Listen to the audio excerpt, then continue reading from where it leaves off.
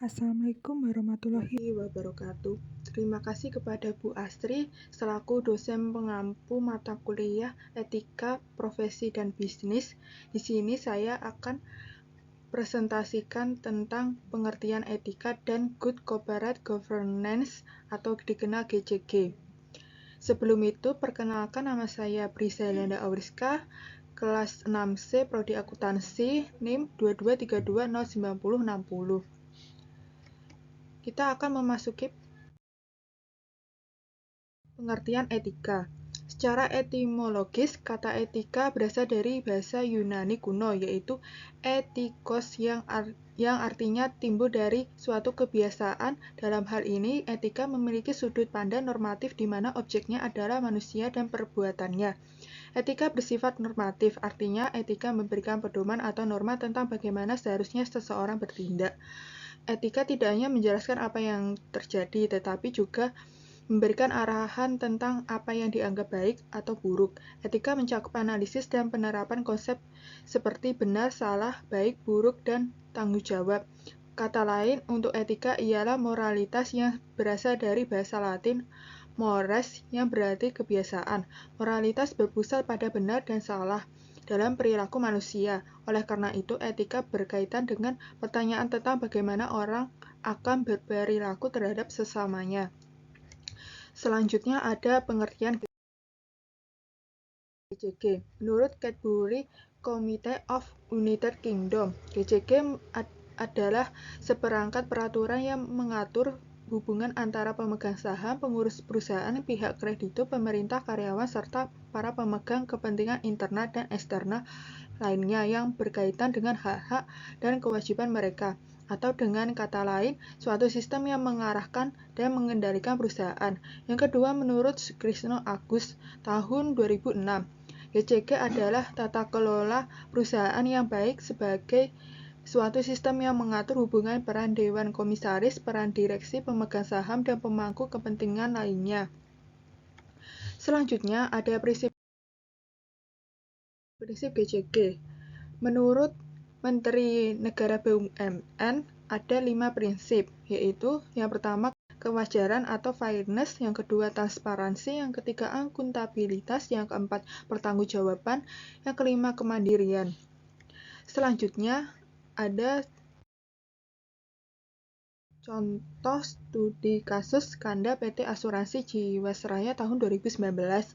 PT Asuransi Jiwasraya dalam Persero sebagai salah satu perusahaan asuransi tertua di Indonesia pernah menjadi simbol kepercayaan masyarakat terhadap produk proteksi keuangan jangka panjang. Namun, citra tersebut menghancurkan setelah terbongkarnya skandal keuangan besar pada tahun 2019 yang melibatkan penyimpangan investasi, manipulasi laporan keuangan, dan kerugian negara yang sangat besar. Skandal perusahaan tersebut tidak hanya menguak kelemahan dalam sistem pengawasan dan tata kelola internal perusahaan, tetapi juga mengguncang stabilitas sektor asuransi dan kepercayaan publik terhadap BUMN di bidang keuangan.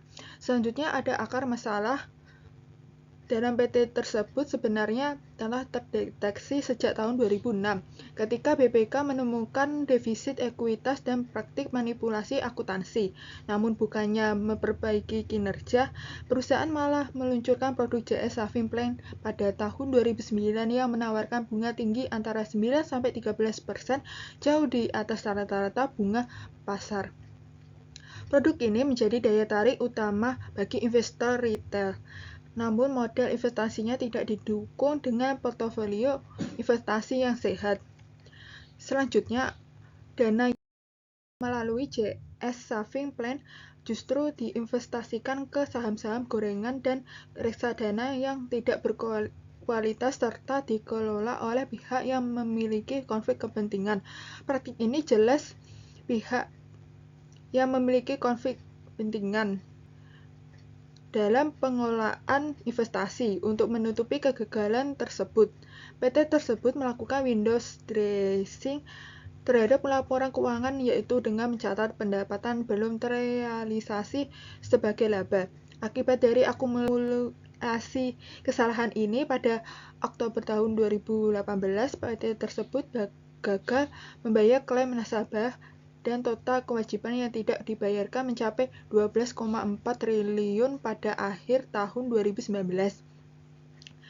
Dalam refleksi etika dan tata kelola tersebut banyak pelajaran penting, khususnya mengenai etika bisnis dan profesionalisme dalam sektor keuangan. Praktik manipulasi dan pengabaian prinsip kehati-hatian tidak hanya menyalahi hukum, tetapi juga melanggar prinsip moral dan etika profesi. Menurut Sukrisno Agus tahun 2011, etika bisnis adalah norma dan nilai moral baik tertulis maupun tidak yang harus dipatuhi dalam dunia usaha. Selanjutnya ada prinsip GJG dari kasus tersebut. Pertama ada transparansi. Pelanggaran PT tersebut melakukan manipulasi laporan keuangan atau window dressing dengan mengakui pendapatan yang belum direalisasi sebagai laba. Yang kedua ada akuntabilitas. Pelanggarannya manajemen PT tersebut tidak menunjukkan akuntabilitas dalam pengambilan keputusan investasi. Yang ketiga ada tanggung jawab. Pelanggarannya perusahaan melanggar berbagai ketentuan investasi dan akuntansi termasuk ketentuan PSAK, standar akuntansi keuangan, dan prinsip kehati-hatian. Keempat ada independensi. Pelanggarannya banyak investasi PT tersebut manajer investasi yang memiliki afiliasi. Yang terakhir ada kewajaran dan kesetaraan. Pelanggarannya yaitu nasabah sebagai pemegang polis dirugikan secara tidak adil akibat ketidakjujuran manajemen. Sekian dari presentasi dari saya, kurang lebihnya saya mohon maaf. Wassalamualaikum warahmatullahi wabarakatuh.